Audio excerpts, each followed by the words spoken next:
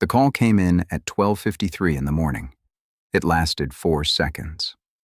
A man named Jayme Closs had dialed 911 from his home in Barron, Wisconsin, and by the time the dispatcher said hello, the line had already gone silent. Not quiet. Silent. The kind of silence that arrives after something that cannot be undone. Deputies reached the house on U.S. Highway 8 and found the front door blown inward. Jayme Closs was on the floor near the entrance. His wife, Denise, was in the bathroom. Both of them were dead. Their 13-year-old daughter, Jayme, was gone. The whole thing, from the moment a car turned onto that property to the moment it drove away, had taken less than 4 minutes. Within hours, the Barron County Sheriff had launched one of the largest searches in the history of the state of Wisconsin. Hundreds of volunteers, search dogs, aircraft. A tip line that would receive over 3,500 calls in the weeks that followed. News crews from across the country arrived in a town of fewer than 4,000 people and set up on the street corners and asked everyone the same question. Where is Jayme Closs? Nobody knew. She was not found that night, not that week, not that month, not the month after. The investigation, despite its enormous size, despite the resources, despite the international attention, produced nothing. No confirmed sighting. No credible lead that went anywhere. No witness who could say they had seen her, or the car that took her, or the person driving it. She had simply vanished from a house on a Wisconsin highway, and the world had no idea where to look. The reason for that is something investigators would only understand after she came home. Because the man who took her had no connection to her. No history, no prior contact, no relationship of any kind to her family, her school, her town, or anyone in her life. He had seen her face once, through the window of a moving school bus, at a distance, for a few seconds, and he had spent the better part of a year preparing to take her. Before we go any further, if you are new here, this channel exists to tell the stories that history almost buried, the cases that slipped past the headlines, and the crimes that deserve to be spoken out loud. Hit subscribe right now. It costs you nothing. And it means these stories keep getting told. Now, let us get into it. Barron. Wisconsin is the kind of place where people know their neighbors by their vehicles. A city of fewer than 4,000 people in the northwest part of the state, surrounded by dairy farms and county roads and a horizon that feels wide and unchanging. People who grow up in towns like this describe a quality of life that feels removed from the world, not isolated exactly, but buffered. Crime happens somewhere else. Stranger danger is a school lesson, not a lived reality. You leave the door unlocked because the person most likely to walk through it is someone you know. Jayme Closs was 56 years old. He had worked at the Jenny O. Turkey Store processing facility in Barron for years, a steady job in a town where steady jobs were valued. He was, by every account from everyone who knew him, a dependable and good-natured man. He coached his daughter's soccer team. He went to church. He paid his bills.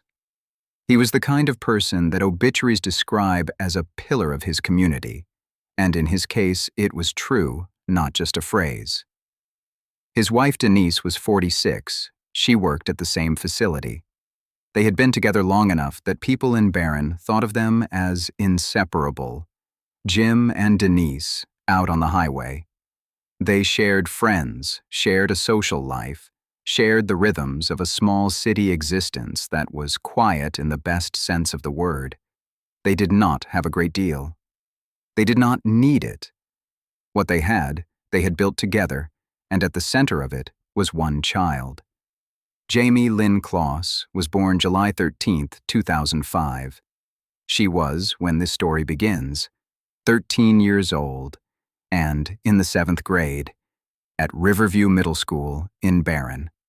She played soccer with the same enthusiasm her father had when he coached. She had friends she had known for years. The kind of friendships that form in small towns, where the same children ride the same bus to the same school for 8 years running. She was, by every account, a normal kid, bright, social, loved. She had no idea that a man she had never met had chosen her. The night of Monday, October 15th, 2018, was a school night, which meant it had the particular texture of a school night Monday. Dinner, homework, television, early to bed. James and Denise had come home from work. Jayme was there. A neighbor, who drove past the house sometime after 10 in the evening, would later tell investigators that she remembered seeing the lights on, the blue flicker of the television visible through the front window. Nothing seemed wrong. Nothing was wrong. It was sometime after midnight when Jayme Closs became aware of something outside. The precise nature of what he heard, a sound, a movement, a car on the gravel, is not specified in the public record. What is documented is what he did next. He went toward the front door. He picked up his phone. He dialed 911. The dispatcher answered on the second ring. She heard background noise. Then she heard something that was not background noise. Then the line went dead. She dispatched deputies immediately. The first officers arrived to find the front door destroyed. Jayme Closs was near it. Denise Closs was in the bathroom. The interior of the house showed what crime scene analysts call a directed search pattern. Someone who moved through rooms with purpose, who was not confused about what they were looking for, who had a clear objective and pursued it without wasting time. In the bathroom, the evidence told a secondary story. A child had been hidden there, tucked into the bathtub, concealed under dirty laundry. The instinct of a mother who heard something coming and had seconds to act, and used every one of them to try to protect her daughter. The laundry had been disturbed. The child was gone. By the time the sheriff arrived, the scope of what had happened was becoming clear. By the time the FBI arrived at dawn, the investigation was already the largest active missing child case in the country. And the person responsible was already home, 70 miles away, with Jayme Closs hidden under his bed. Jake Thomas Patterson had been born and raised in Douglas County, Wisconsin, in and around the rural community of Gordon, a place even smaller and quieter than Barron, dense with northern Wisconsin trees and lakes, and the particular insularity of a community, where everyone has known everyone for generations. He was 21 years old in October 2018. He had graduated from high school. He had briefly attended a technical college and left without completing his program. He had worked at a cheese factory in Almena, about 45 minutes from Gordon, a job he had left before the night he drove to Barron. He had no criminal record. That is not unusual in isolation. Many people have no criminal records. What investigators found significant about Patterson's absence from any database was not the absence itself.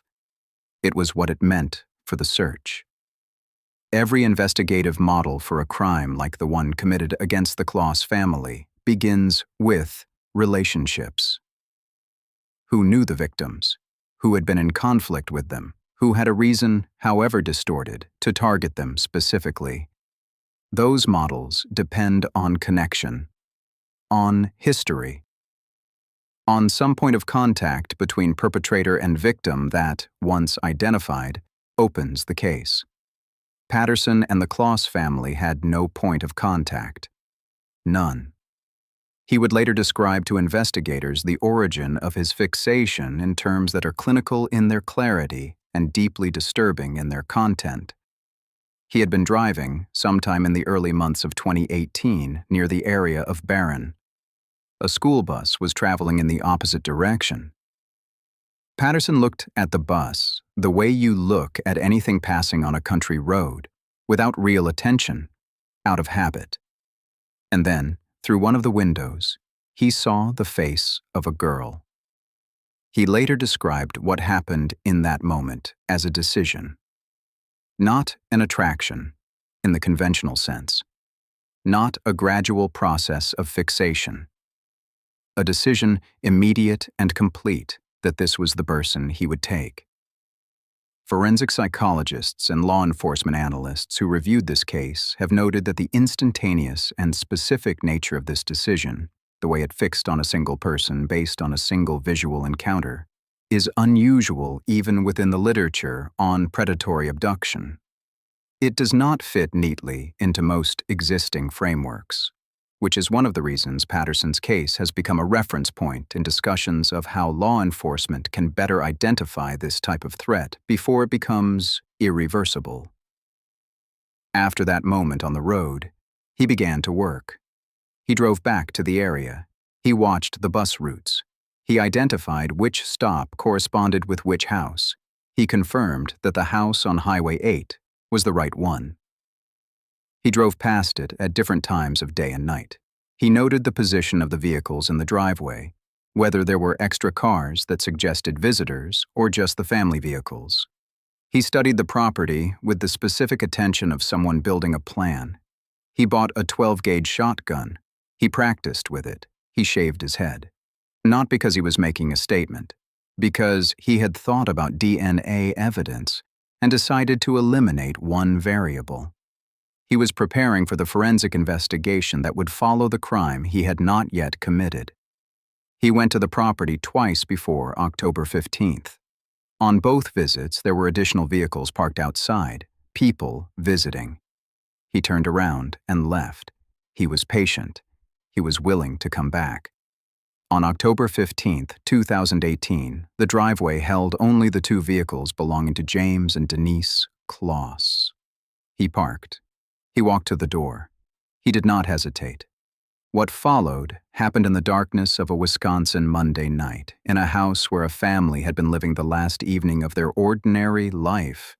In a span of minutes that no investigation, no analysis, and no amount of subsequent documentation has made feel any less sudden. Jayme Closs had time to call 911. Denise Closs had time to hide her daughter. Neither of them had enough time. Jayme was pulled from under the laundry in the bathtub. She was 13 years old. Her parents were dead. She was put into the trunk of a car and driven north into a darkness she did not recognize. She had not slept. She had not eaten. She did not know where she was going. She did not know if she would survive the night. What she did in the trunk of that car on that drive was something that behavioral analysts would later study carefully. She survived the next few hours without losing herself. She registered what she could, the sounds, the turns, the duration of the drive. She stayed present. She did not give in to the absolute terror of what had just happened to her, because giving into it would not help her get home. She had decided, before she arrived at wherever she was going, that she was going to find a way home. Here is what the investigation never found, despite everything it produced. Over 3,500 tips came into the Barron County tip line. The FBI ran those leads across multiple states. Investigators checked every registered sex offender in the region, every known associate of the Closs family, every person who had been seen near the house in the weeks before the attack. They ran cell phone data, surveillance footage from businesses along Highway 8, records from the Jenny O facility, where both James and Denise worked. They did not find a single piece of evidence pointing toward Jake Patterson. Not one. Because he had left none. He had prepared for forensics before he committed the crime. He had eliminated the variables he could control. And the one variable that conventional investigative methods depend on most, a prior relationship between offender and victim, did not exist. There was a school bus. There was a window. There was a face, seen for a few seconds, by a person driving the other way. That is the only thread connecting Jake Patterson to the Closs family. And no tip line in the world was going to find it, because the person on the other end of that thread had no reason to call. The property in Gordon, Wisconsin, where Patterson lived, was set back from the road, surrounded by trees, in a part of Douglas County where the nearest neighbor is far enough away to make noise irrelevant. It was the kind of isolation that people in northern Wisconsin do not find unusual. Many properties up there are set this way, separated by forest and distance, and the general understanding that people who live in the North Woods like their privacy. Patterson had grown up in this landscape. He knew it. He had chosen it deliberately. Before October 15th, he had prepared the cabin for what was coming. Under his bed, he had created an arrangement of bins and containers positioned around the perimeter in a specific pattern. The design served a functional purpose. When Jayme was under the bed, the bins prevented her from moving out quickly or silently. She could not leave the space without moving the objects, and moving the objects made noise. The design was not improvised. It had been thought through. The rules of her captivity were established almost immediately. When Patterson was in the cabin, she could be present in it. Within limits, he set. When he left, for errands, for obligations, for any absence, however brief, she went under the bed. When he had company, she went under the bed and stayed silent regardless of how long his visitors remained. She was not to make herself known. She was not to try to communicate with anyone outside the cabin. People did come to the cabin.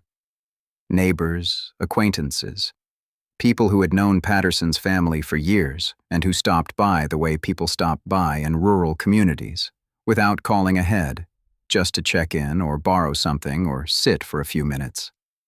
At least one of those visitors became aware that there was a girl in the house.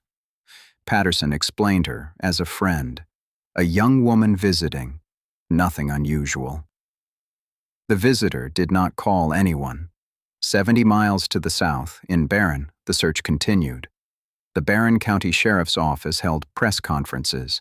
The National Center for Missing and Exploited Children circulated Jayme's photograph. Her face appeared on television stations across the Midwest and then across the country. Posters went up in grocery stores and gas stations and community centers from Wisconsin into Minnesota and beyond. The tip line stayed active. Investigators followed every lead that came in, no matter how thin. Volunteers searched fields and woodlines and drainage ditches in temperatures that dropped below freezing as October turned into November. They searched on the assumption that Jayme had been taken somewhere close by, that the answer was in Barron County or nearby, that the crime had a local logic. That assumption was reasonable. Most abductions do have local logic. Most perpetrators take victims to locations they know, which are usually near where the victim was taken from. Patterson had driven 70 miles north. The search looked in the wrong direction for 88 days. What those 88 days were like for Jayme Closs is known partly through her own account, given to investigators after her escape, and partly through what Patterson later described in his confession. The picture that emerges is of a captivity designed to be total. Total in its isolation, total in its control, total in the message it sent to a 13-year-old girl about the futility of resistance. She was allowed out from under the bed for limited periods. She was allowed to use the bathroom on a schedule. She was allowed to eat. The cabin was heated. She was not physically starved or left in dangerous cold. The captivity was not designed to destroy her physically. It was designed to make her dependent, compliant, and convinced that there was no path out. Jayme Closs did not accept that conclusion. This is the part of the story that behavioral analysts come back to repeatedly because it is genuinely rare.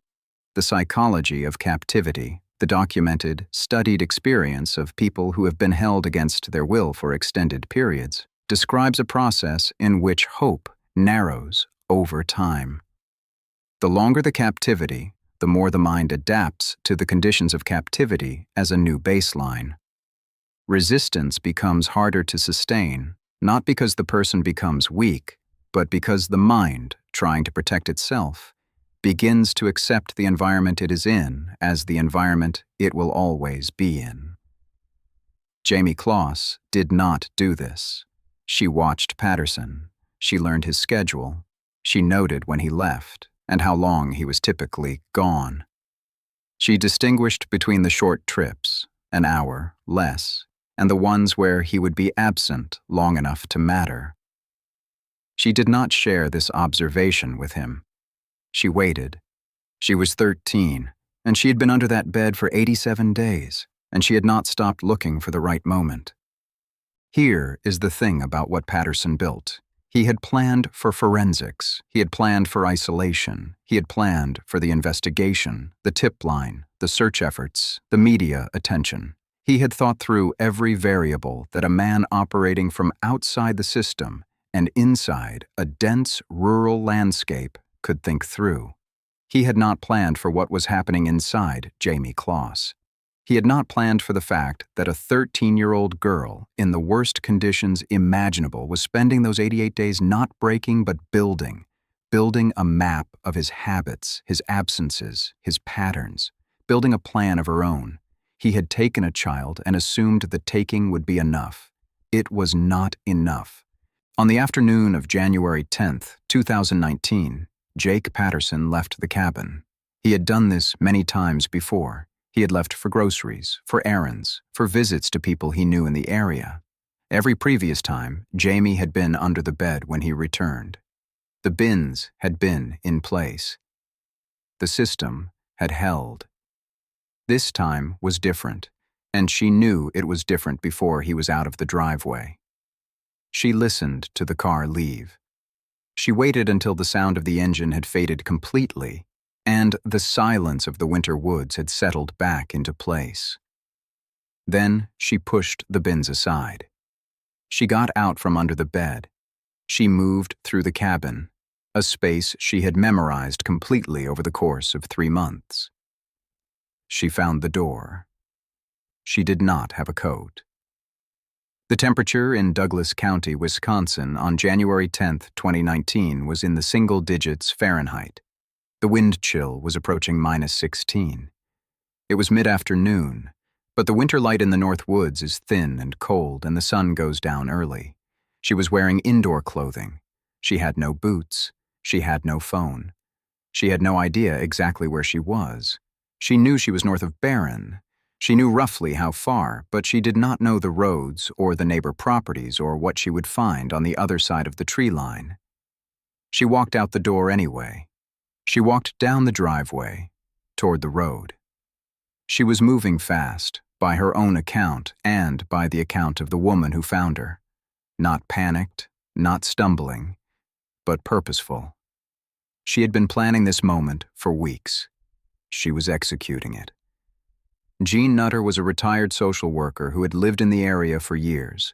She was walking her dog, a standard January afternoon activity in a community where people walk their dogs regardless of temperature, because the dogs need walking and the cold is just weather, not a reason to stay inside. She was on the road near the Patterson property when she saw a girl appear from the direction of the driveway. The girl was underdressed for the cold. She was moving quickly. She said her name. Jayme Nutter, who had spent a career in social work, who had seen people in crisis and knew what it looked like, who understood in the first 10 seconds of this encounter that something serious had happened, took the girl's hand and walked her immediately to the nearest house. Peter and Kristin Kasinskas lived about a quarter-mile away. Kristin Kasinskas opened the door. She looked at the girl standing on her porch in January without a coat. She recognized her.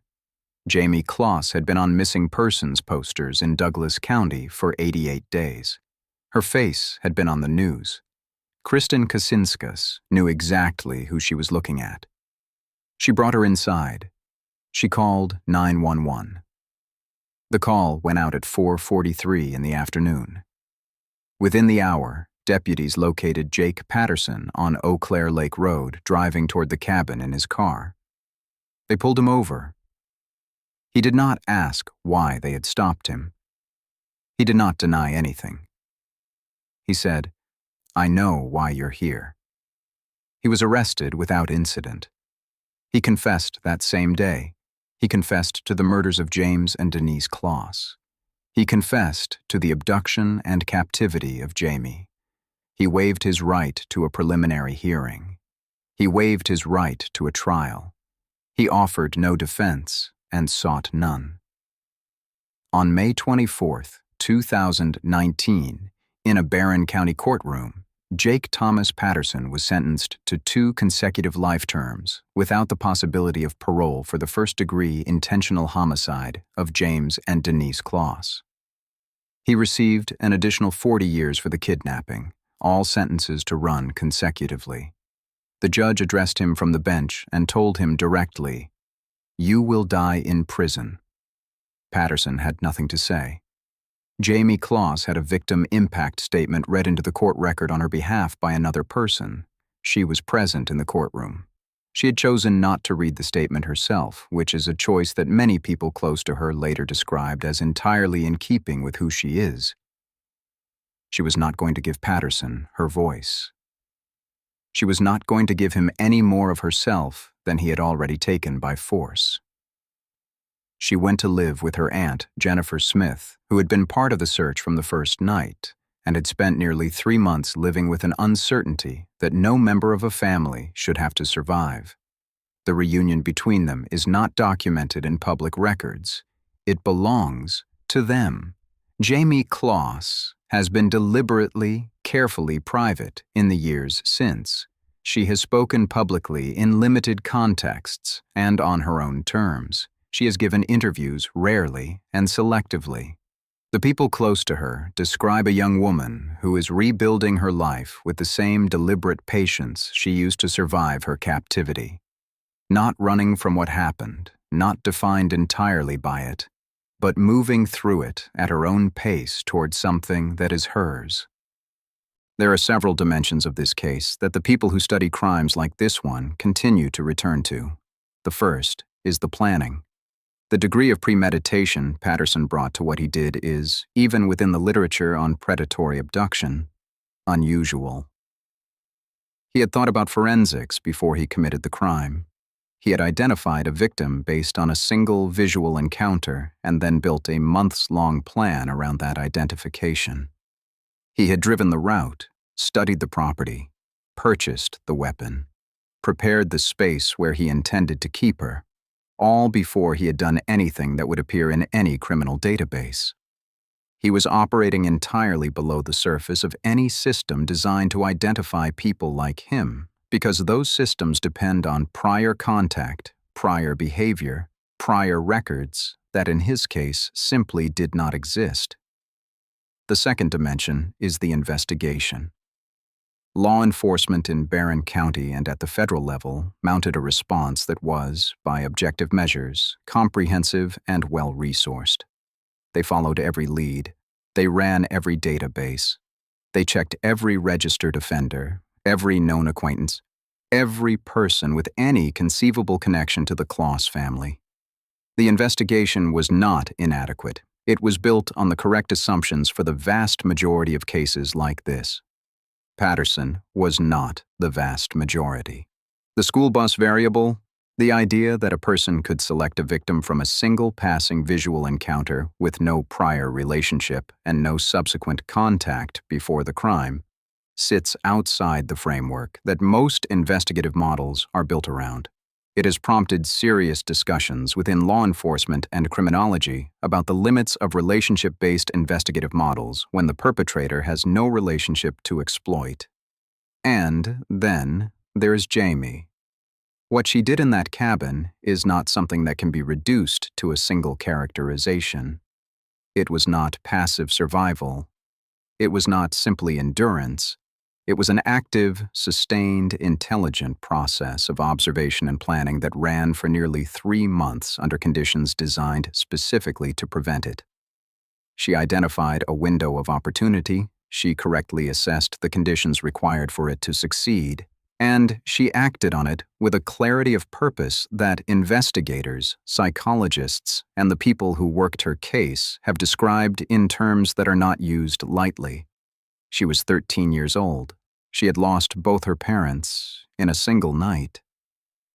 She had been held in an isolated cabin under a stranger's bed for 88 days. She walked out in -16-degree wind chill without a coat and flagged down a stranger on a rural Wisconsin road and came home. The question that stays with me, and I suspect it will stay with you too, is not about Patterson. His psychology has been documented. His sentence is final.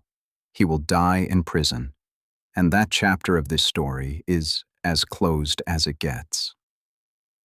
The question that stays with me is about the school bus. How many school buses pass, how many cars, on how many county roads every single day in this country? How many people glance at those windows and see a child's face and look away and feel nothing and drive on and never think about it again? For almost every person who has ever driven a road in Wisconsin or anywhere else, that glance is nothing. It is the visual equivalent of static, registered and discarded in less than a second. Patterson looked at the same thing and arrived somewhere else entirely. And despite everything that has been written and studied and analyzed about this case, we still cannot fully map the distance between that glance and what came after it. We cannot fully explain the mechanism by which a face in a school bus window became a months-long plan that ended with 2 people dead and a child taken from her home. We know the facts. We know the timeline. We know the sentence. We do not know why. And Jayme Closs, who deserves more than anyone to have an answer to that question, does not have one either. Nobody does. These stories exist because someone decided they were worth telling. And they keep existing because people like you decide they are worth sharing. If this story stayed with you, and I think it will, share it with one person today. Subscribe if you have not already. And leave a comment below. Tell me what part of this stayed with you. I read every single one. I will see you in the next one.